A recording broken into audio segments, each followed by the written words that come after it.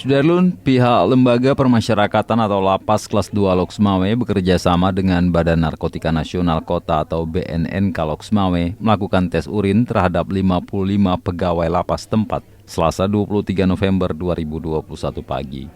Kegiatan pemeriksaan urin berlangsung di lantai 2 Lapas Kelas 2 Loksmawe.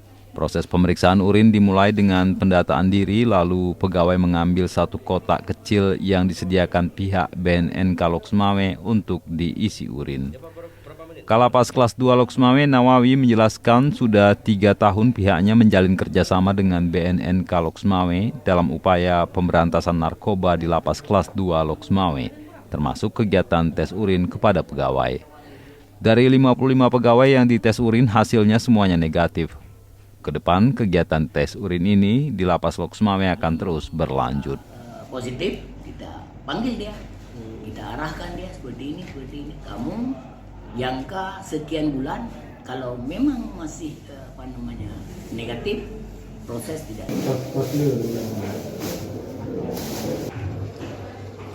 Dari Loksmawe, Saiful Bahri, Serambion TV.